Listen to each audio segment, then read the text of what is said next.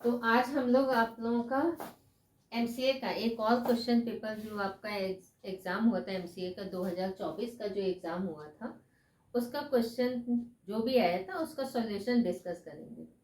तो ये आपका जो अभी हम सॉल्यूशन कराएंगे वो आपका JMI यूनिवर्सिटी का है एग्जाम, जो सीयूटी के थ्रू एग्जाम कंडक्ट कराता है। सीयूटी पे जो भी स्कोर आएगा उसके अकॉर्डिंगली आपको अलग अलग यूनिवर्सिटी में पीजी करने के लिए एलिजिबल रहोगे। ठीक है, तो ऑलरेडी सीयूटी का सारा हम अपलोड कर दिए, सिलेबस का फॉर्म निकलता है तो वो आप लोग देख लीजिएगा। तो पहले करते हैं। तो ये आपका है जामिया मिलिया इस्लामिया यूनिवर्सिटी का है। तो पहला क्वेश्चन आपका ये था, arrangement the word given below in a meaningful sequence. ये आपके 5 या 6 वर्ड गिवन रहेंगे, इनको एक डेफिनेट ऑर्डर में अरेंज करना है, मतलब एक के बाद दूसरा, दूसरे के बाद तीसरा। तो ये logical arrangement of the word का क्वेश्चन है, तो लॉजिकली अरेंज करना है। तो वर्ड है, पैराग्राफ है, सेंटेंस है, लेटर है एंड फ्रेज है। ऑप्शन आपके ये गिवन है। तो सबसे पहले क्या होता है, लेटर। लेटर से क्या बनता है, वर्ड। तो पहले 4 आना चाहिए, देन 1 आना चाहिए। तो ऑप्शन आपका इसमें है नहीं, 4 1। ऑप्शन 4 से स्टार्ट नहीं, ऑप्शन 4 से स्टार्ट नहीं, ये आपका आंसर है। तो राइट आंसर आपका ये। तो देखो पहले पहले क्या होता है, लेटर। लेटर मिल करके क्या बनता है, वर्ड। वर्ड मिल करके क्या बनेगा, फ्रेज। फ्रेज मिल करके एक सेंटेंस बनेगा, वाक्य बनेगा। सेंटेंस मिल करके फिर पैराग्राफ, एक एक दो दो सेंटेंस मिल करके कंप्लीट पैराग्राफ आपका बनेगा। तो ये आपका आंसर इसका करेक्ट है। नेक्स्ट आपका ये कोडिंग डिकोडिंग से रिलेटेड क्वेश्चन है। तो इसमें आपका जब भी कोडिंग डिकोडिंग का आपका क्वेश्चन होगा तो आपका 90% ऑप्शन बेस्ड कोडिंग डिकोडिंग का क्वेश्चन रहता है। तो आप ऑप्शन के थ्रू इसको सॉल्व करना। जैसे यहाँ सबसे पहले तो देखो position LONDON, London is coded as MPOEPO। Then how will you code, Delhi, DELHI। तो देखो L का पोजीशन कितना था, 12, देन 13, क्या हुआ, +1। अगर इसमें +1 है तो मस्ट है इसमें भी क्या होगा, +1 होगा। तो D का पोजीशन 4, 4 के बाद 5, तो 5 आपका E है। इस ऑप्शन में आपका ई से स्टार्ट है नहीं, ये एच है, ई से स्टार्ट नहीं। इट मीन्स ये दो आंसर में आपका एक आंसर है। अब देखो दोनों में एफ है तो आप सेकंड वाला मत चेक करना। अगर आपकी जगह हम होते तो सेकंड वाला नहीं चेक करते, फिर थर्ड वाला चेक करते। तो पहले चेक कर लो कि 1 1 का आपका सीरीज है, इसमें आपका ऑड नंबर सीरीज हो सकता है, +1 +2 +3 हो सकता है, या +1 -1 फिर +2 -2। तो इस पैटर्न का हो सकता है। तो एटलीस्ट आप 3 तो जरूर चेक कर लेना। ठीक है, तो आपको पता चल जाएगा कौन सा है।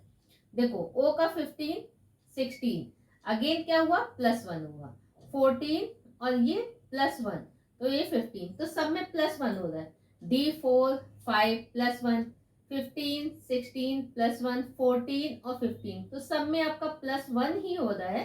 तो आप सीधे सीधे इसमें +1 करो। तो 12 12 +1 13, 13वां लेटर कौन सा है, M। तो बेटा ये वाला आपका आंसर करेक्ट है। अब देख लो 5 5 के बाद क्या आएगा, +1 करेंगे तो 6, 8 8 के बाद 9, 9 लेटर I का 9, 9 के बाद 10, 10th लेटर कौन सा है, G। तो यही तो आपका आंसर है ना? तो ये नोट कर लीजिए, फिर नेक्स्ट क्वेश्चन पे आते हैं।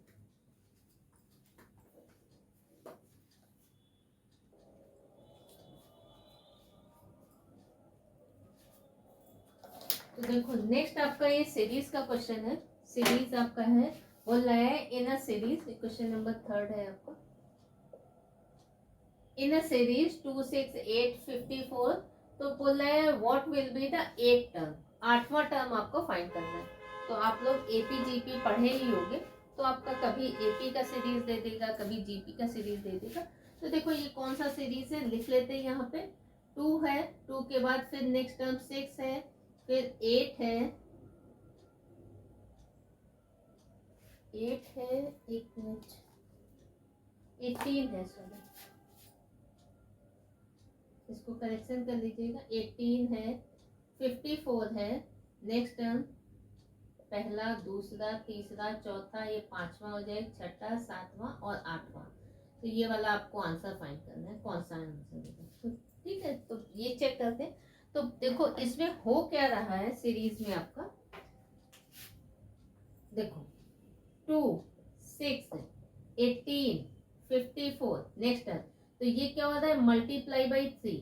तो 2 मल्टीप्लाई बाई 3 6, 6 मल्टीप्लाई बाई 3 कितना आ रहा है 18, 18 मल्टीप्लाई बाई 3 54। तो 54 मल्टीप्लाई बाई 3 हो जाएगा, तो कितना आ जाएगा 162। अब 162 मल्टीप्लाई बाई 3 हो जाएगा तो 486 आ जाएगा। 486 मल्टीप्लाई बाई 3 हो जाएगा तो 1458 आ जाएगा। ये मल्टीप्लाई बाई 3 होगा तो 4374। तो राइट आंसर आपका ये है। देखो ये पहला टर्म, ये दूसरा, तीसरा, चौथा, ये पांचवा, ये छठा, ये सातवां और ये आठवां टर्म। तो आंसर आपका क्या है, देखो 2, 6, 18, 54, ये 162 हो गया और ये 486 हो गया, 1458 हो गया और 4374। तो ये तो हमने बता दिया सीरीज में आपका ये रूल अप्लाई हुआ। लेकिन जो मैथ्स वाले स्टूडेंट होंगे वो डायरेक्ट जान गए होंगे कि आपकी सीरीज कौन सा रूल फॉलो कर रही है। बिल्कुल सही आप पकड़े हो, सीरीज आपका जीपी का रूल फॉलो कर रही है। ये क्या हो रहा है, सब में multiply by 3 next term, multiply by 3 next term, multiply by 3 next term, multiply by 3 next term. देखो multiply by 3 next term, multiply by 3 next term, multiply by 3 next term. तो इसमें भी आपका मल्टीप्लाई बाई 3 नेक्स्ट टर्म आ रहा है। तो GP आपकी सीरीज, ये सीरीज कौन सी है, जीपी। तो इसमें देखो फर्स्ट टर्म क्या हुआ,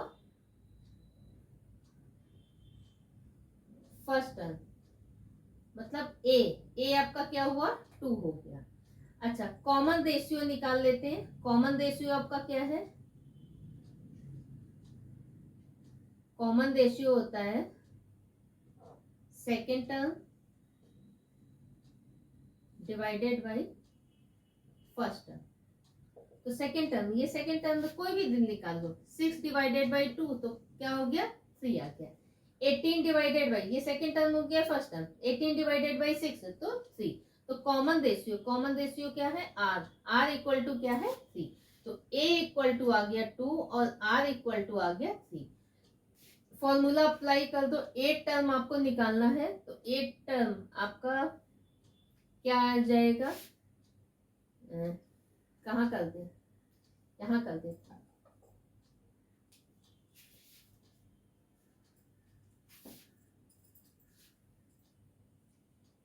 ए आर n -1।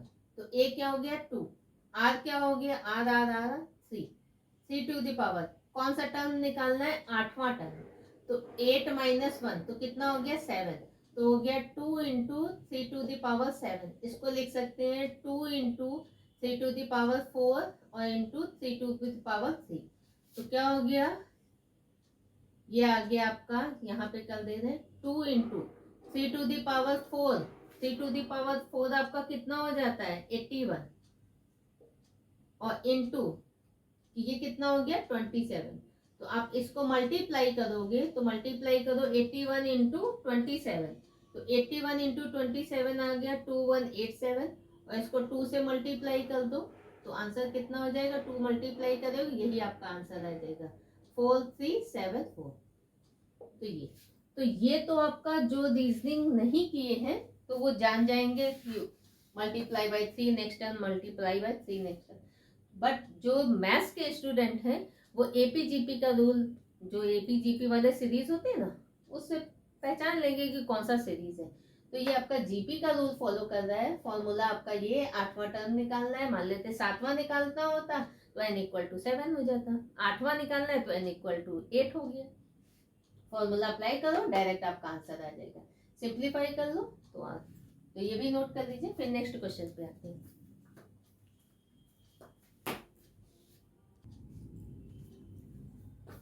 तो नेक्स्ट क्वेश्चन में याद है ये आपका अल्फाबेट से रिलेटेड क्वेश्चन है। अल्फाबेट के आप कोडिंग डिकोडिंग का ही ये क्वेश्चन है। तो ये है, ये है, ये, तो नेक्स्ट आपका इस प्लेस पे कौन सा वर्ड आएगा, ऑप्शन आपके ये गिवन है। तो देखो सीरीज आपका क्या है, रिवर्स सीरीज का रूल फॉलो कर रही, एफ है, ए है, जी है। अच्छा मिडिल वाला लेटर एज इट इज है, जहां से इंड हो रहा है वहीं से देखो स्टार्ट हो रहा है, मिडिल वाला एज इट इज है, और फिर ये, फिर देखो आई से इंड है, आई से स्टार्ट है, मिडिल एज इट इज है, इन, एच यहाँ। अब नेक्स्ट वाला कौन सा आएगा, देखो सब में ए कॉमन है, मिडिल वाला सब में ए कॉमन है, तो ए तो होगा, ठीक है, ऑप्शन आपका एलिमिनेट नहीं हुआ, अगर एक ही में ए होता आंसर टिक कर देते, आगे बढ़ते। चलो खैर कोई बात नहीं। तो देखो ये एफ का पोजीशन कितना है, 6, एफ के बाद ये कंप्लीट एक है, ये कंप्लीट एक आपका है, रिवर्स है ना, ये एक है, ये एक है, एच का पोजीशन 8 है, तो 6, 8, तो नेक्स्ट 10 आएगा, तो ये भी आपका जो भी होता वो रिवर्स ही होता। तो 10वां लेटर कौन सा है, जी, तो ऑप्शन आपका बेटा ये हो नहीं सकता क्योंकि एच से स्टार्ट है, ये हो नहीं सकता क्योंकि एच से स्टार्ट है। अब दो आंसर आपके ये रहे, जे है, ए मिडिल में है, लास्ट वाला आपको चेक करना है, तो जे और ए तो आएगा ही आएगा। अब लास्ट वाला कैसे चेक करेंगे, देखो यहाँ पे क्या है, 7, लास्ट वाला चेक कर लो, 7 है, ये दोनों पेयर है ना, इसका देखते हैं, 7 के बाद पहला कौन सा है, 9, तो डिफरेंस कितना आ रहा है, इसमें भी 2 का आ रहा है, 7, 9, तो नेक्स्ट आपका 11 होगा, 11th लेटर के होगा, तो राइट आंसर आपका ये वाला। नेक्स्ट बोल रहे हैं which word does not belong with the others, ये आपका क्लासिफिकेशन से रिलेटेड क्वेश्चन है, आपको ऑड वन फाइंड करना है कि कौन सा है। तो ऑप्शन आपका है लंग्स, कैंसर, पैंक्रियास और हार्ट, तो सारे बॉडी के ऑर्गेन्स हैं, बट कैंसर आपका क्या है, डिजीज है, तो राइट आंसर आपका ये। तो देखो कुछ क्वेश्चन आपके ऐसे रहेंगे जो आपका टाइम बचा देंगे, जैसे ये, इसमें क्या था, आंसर टिक करो आगे बढ़ो, तो इसमें मुश्किल से आपका 5 से 10 सेकेंड ही लगा, है ना। तो ऐसे ही आपको क्वेश्चन कुछ मिलेंगे, किसी में टाइम लगेगा तो कुछ आपके वर्बली भी हो जाएंगे। Which word does not belong with the others, ये भी आपका क्लासिफिकेशन का ही है, ऑड वन आपको फाइंड करना है। घी है, मिल्क है, बटर है एंड कर्ड है, तो सारे आपके मिल्क से ही बनते हैं, तो आंसर आपका क्या है, मिल्क, ये ऑड वन है, ये सारे मिल्क के प्रोडक्ट है। Play is to, actor, as, concert is to, तो ये आंसर आपका 1, 2, 3, 4 आंसर आपका है, तो बेटा ये हो नहीं सकता, ये हो नहीं सकता, ये हो नहीं सकता, तो राइट आंसर आपका ये। तो कुछ क्वेश्चन ऐसे होते हैं जैसे वर्बली हो जाते हैं, तो ये एक तरह से वर्बली ही क्वेश्चन हुए, तो इन्हें भी नोट कर लीजिए, फिर आगे बढ़ते हैं।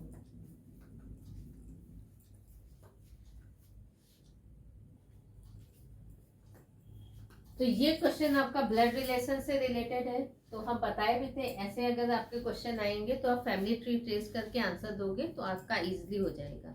ब्लड रिलेशन का ऑलरेडी मेरा वीडियो अपलोड किया हुआ है, सारा forward direction, backward direction, forward backward दोनों, पॉइंटिंग टू अ पर्सन, और इसके बाद पैराग्राफ, तो 5 पार्ट में हम ब्लड रिलेशन आपका कंप्लीट कर रहे हैं, वो आप देख लीजिएगा तो थ्योरी क्लियर हो जाएगा आपका। फिलहाल हम इस क्वेश्चन में आते हैं।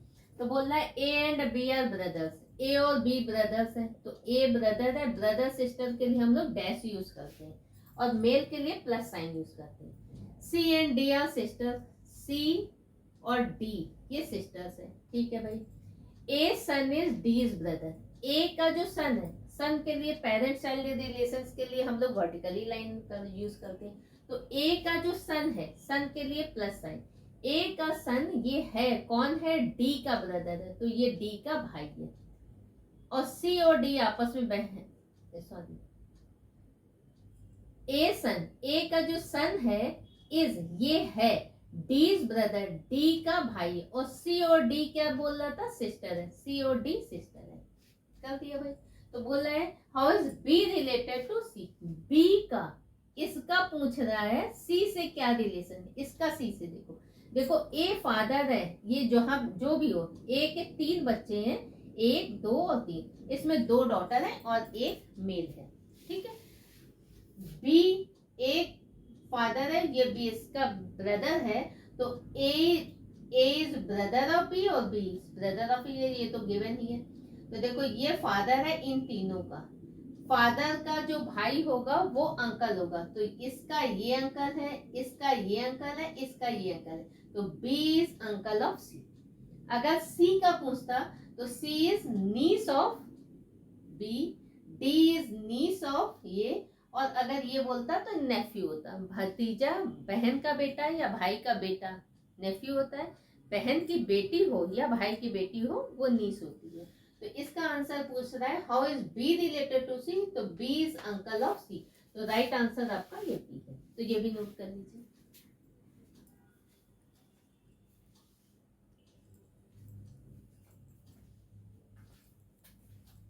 तो ये क्वेश्चन आपका है, किसका है, डायरेक्शन टेस्ट का।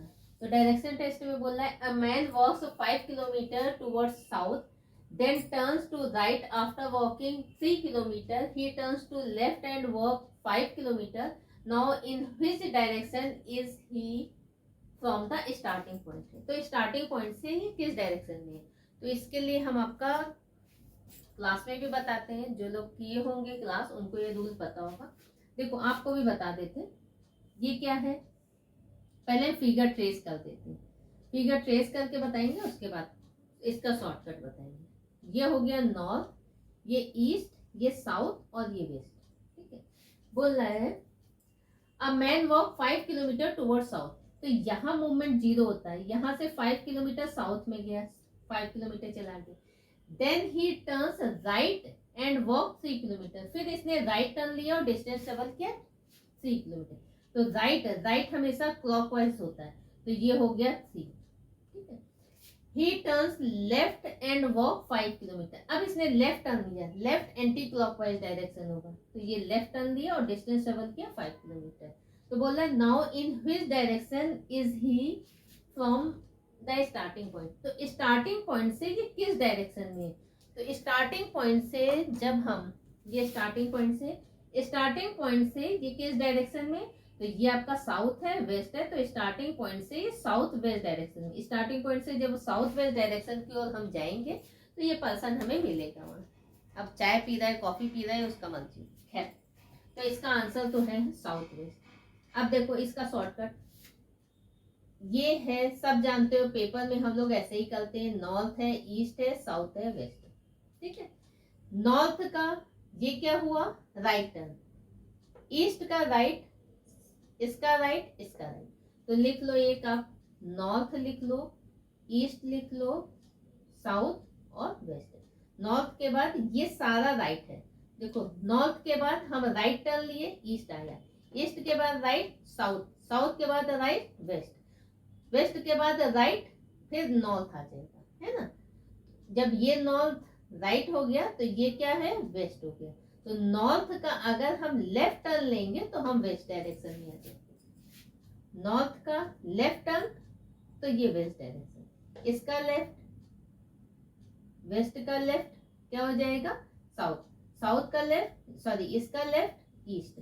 तो क्या करेंगे, अब देखो डायरेक्ट करते हैं। Man walk 5 kilometre toward south, 5 kilometre south चला, तो साउथ के नीचे लिख दो 5, देन ही टर्न राइट, अब राइट टर्न लिया, साउथ, साउथ ये है साउथ, साउथ के बाद जब राइट टर्न लेगा तो किस में आएंगे हम लोग, वेस्ट डायरेक्शन में, है ना। राइट टर्न, राइट टर्न कितना डिस्टेंस चला 3, तो राइट टर्न 3 लिख दिया। ही turn left and walk 5 kilometre, अब वेस्ट में हम लोग पहुंच गए, वेस्ट के बाद लेफ्ट टर्न लिया है और डिस्टेंस ट्रेवल कर रहा है 5। देखो वेस्ट में है, लेफ्ट टर्न लिया, लेफ्ट टर्न लिया तो कहां पे आ जाएंगे, साउथ, तो इसका लेफ्ट किए हो गया साउथ। ठीक है, तो यही हमारी डायरेक्शन आ जाएगी। देखो in which direction is he from the starting point, starting point से किस डायरेक्शन में, तो देखो ये कितना आ गया 10 और ये वेस्ट में W, तो ये कौन सी डायरेक्शन है, साउथ वेस्ट है, तो आंसर आपका साउथ वेस्ट डायरेक्शन। तो ये आपकी आ गई, ये डायरेक्शन आ गई, जिसके नीचे जो भी बचे। और डिस्टेंस निकालना हम यही सी का स्क्वायर कर दो तो डिस्टेंस आ जाएगी। देखो ये क्या है, यहां से यहां तक कितना हुआ, यहाँ ये दूसरे पेन से करते हैं, दूसरे पेन से ये 3 है तो ये भी कितना हो जाएगा, 3 हो जाएगा, है ना। यहाँ से यहाँ कितना हुआ, ये 5 और ये 5, तो यहाँ से यहाँ कितना हो जाएगा, 10 हो जाएगा ना। तो अब ये देखो 5 + 5 कितना हो गया, 10। 3 यहाँ, तो इसी का स्क्वायर कर दो तो यही आपकी आ जाएगी डिस्टेंस। तो ये डिस्टेंस निकालना, पाइथागोरस थ्योरम अप्लाई करके डिस्टेंस निकाल लेंगे। तो 10 का स्क्वायर, 3 का स्क्वायर, ये आपकी डिस्टेंस आ जाएगी। तो एक साथ दोनों क्वेश्चन हम लोग सॉल्व कर सकते हैं। तो ये इसका शॉर्टकट है, तो ये आप नोट कर लो। बाकी हम डिटेल में इसका वीडियो ऑलरेडी अपलोड कर ही दिए, तो वहां आप देख लेना।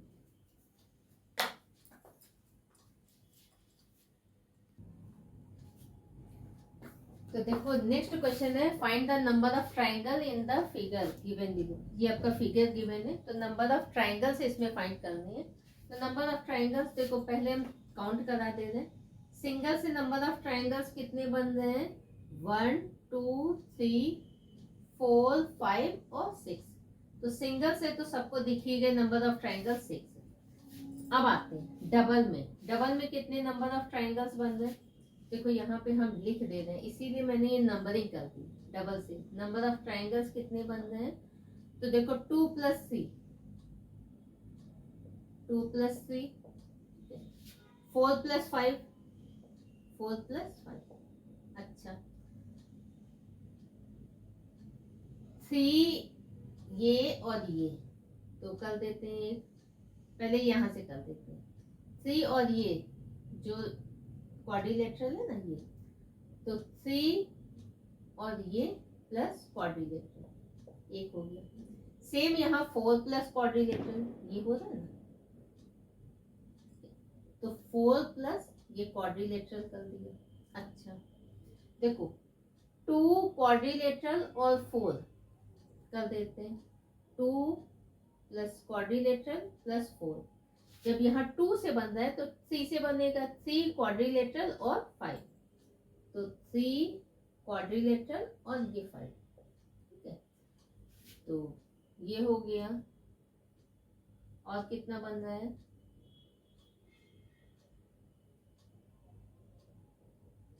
देखो 4 5 6, इससे एक बन रहा है, तो 4 3 से बना रहे हैं। सिंगल से हो गया, डबल से हो गया, डबल + क्वाड्रिलेटरल, अब 3 ट्राइंगल मिलकर के बन रहा है ये वाला। 4 + 5 + 6, एक क्वाड्रिलेटरल आपका बन गया। अब और कौन सा बन रहा है, देखो 1 2 क्वाड्रिलेटरल और 4। दूसरा कलर पेन ले लेते हैं, ये वाला।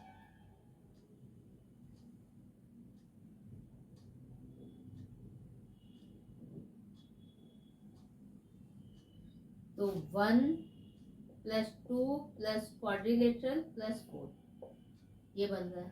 अच्छा ऑप्शन चेक कर लेते हैं ना, कितना हो गया, 6 7 8 9 10 11 12 13 और 14, तो 14 बन रहे हैं। अगर 12 से एक भी ज्यादा हो जाता ना तो ये 3 आंसर तो आपके एलिमिनेट ही हो जाते, तो रिमेनिंग वाला आपका बच जाता। ठीक है, 12 तक मैक्सिमम आप चेक कर लेते, 12 के बाद उसके बाद फिर आंसर फिर यही होता। अगर 13वां आप चेक कर लेते ना कि 13वां है, तो आगे चेक करने की जरूरत नहीं है, मतलब बाद या तो 12 होता या 14 होता। तो 12 के बाद अगर 13वां हम काउंट ही कर लिए तो 14वां काउंट करने की जरूरत नहीं है, फिर 100% वही आपका आंसर होगा। तो ये हो गया आपका 2024 का, हमने इसका पार्ट 1 करा दिया है। अब नेक्स्ट हम 2023 का सॉल्यूशन कराएंगे, फिर डिक्रीजिंग ऑर्डर में, क्योंकि जो भी अभी लेटेस्ट आ रहा है सीयूटी का, जो भी अभी एग्जाम आएगा वो आपका 2024 का जो पैटर्न है ना, इसी को ही फॉलो करते हुए आगे चलेगा। तो आप देखे होंगे इसमें कौन कौन सा टॉपिक आपका कवर किया है, क्योंकि सीयूटी में ऑलरेडी इतना ज्यादा वो सारा मेंशन कर दिया है ना, स्टूडेंट समझ ही नहीं पा रहा है कि एक्चुअल में टॉपिक कौन से आ रहे हैं।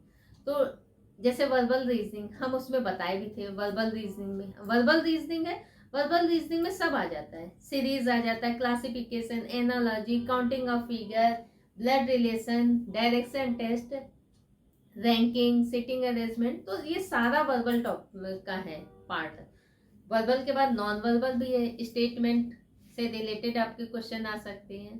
तो आज हमने 2024 का सॉल्यूशन किया है, नेक्स्ट 2023 करेंगे, फिर उसके बाद और भी है, सीटी महाराष्ट्र का भी अभी अपलोड करना है मुझे। तो जिसने अभी मेरे चैनल को सब्सक्राइब नहीं किया है तो सब्सक्राइब कर ले, नोटिफिकेशन आप लोग ऑन कर लीजिएगा, क्योंकि बहुत सारे स्टूडेंट नोटिफिकेशन ऑन नहीं किए, तो जब हम लाइव क्लास भी लेते हैं तो उनके पास नोटिफिकेशन नहीं जाता है। अगर वीडियो पसंद आ रहा है तो लाइक भी कर दिया करो, कमेंट भी डाल दिया करो, उससे हम भी थोड़ा मोटिवेट होते हैं कि चलो मेरा पढ़ाया हुआ कम से कम एटलीस्ट बच्चों को समझ में तो आया। जो 2024 में भी बच्चे मेरे से पढ़े हैं तो वो भी यही बोलते थे कि हाँ, रीजनिंग आप जो पढ़ाते हो वही आपका रीजनिंग आ जाता है। तो इसलिए रीजनिंग की तो गारंटी हम लेते हैं कि जो हम पढ़ाएंगे उससे बाहर आप लोगों का पेपर नहीं जाएगा। तो अभी सीयूटी का एग्जाम भी आ रहा है, तो कोशिश करेंगे कि जल्दी जल्दी आपका जो भी है वो वीडियो अपलोड कर दे। ऑलरेडी सीयूटी का सिलेबस हम अपलोड कर दिए हैं, सीयूटी का जो अभी चेंजेस आया है वो भी अपलोड कर दिए हैं, तो आप लोग देख लीजिएगा उसको। और बाकी जितना भी हमने अपने यूट्यूब चैनल में लमसम बहुत सारा टॉपिक अल्फाबेट हम अपलोड कर ही दिए हैं, coding, decoding, counting of figure, blood relation, direction test है, बहुत सारा वीडियो मुझे खुद ही नहीं याद है कि कौन कौन सा अपलोड किया। एमसीए का भी आप लोग सिलेबस देख लीजिएगा कि एमसीए का सिलेबस क्या है, सीयूटी का सिलेबस क्या है। तो आप सिलेबस के ही अकॉर्डिंगली अगर आप लोग पढ़ोगे ना तो आप अपना टाइम भी बचा लोगे और जितना ज़्यादा से ज़्यादा आप प्रैक्टिस करोगे। हम सारे स्टूडेंट को बोलते हैं, मान लेते कोई स्टूडेंट अगर 5 घंटे पढ़ता है तो 5 घंटे में 2 घंटा या 2.5 घंटा वो रिवीजन के लिए रखते हैं और 2-2.5 घंटा वो न्यू उसके लिए रखते हैं, टॉपिक के लिए, कि कुछ उसको नया पढ़ना है। क्योंकि अभी आप लोगों के पास टाइम है, अभी आप नया भी पढ़ सकते हो। जब यही आगे हो जाएगा, थोड़ा जनवरी फरवरी में आएगा और सीयूटी के एग्जाम आने वाला होगा, तो हम बोलेंगे कि प्रैक्टिस भी भाई ज़्यादा कर दो, जो रिवीजन करना है वो तो थोड़ा सा फिर देख सकते हो कि कौन कौन सा टॉपिक, अगर छोटा टॉपिक है तो कर भी सकते हो, बाकी अपना अभी तक तो कंप्लीट ही हो गया होगा, मॉक देना स्टार्ट कर दो, ठीक है। तो अगेन फिर से आप स्लो से बोल रहे हैं कि चैनल को सब्सक्राइब कर लीजिएगा और नोटिफिकेशन ऑन कर लीजिएगा। चलो मिलते हैं फिर नेक्स्ट वीडियो में, थैंक यू।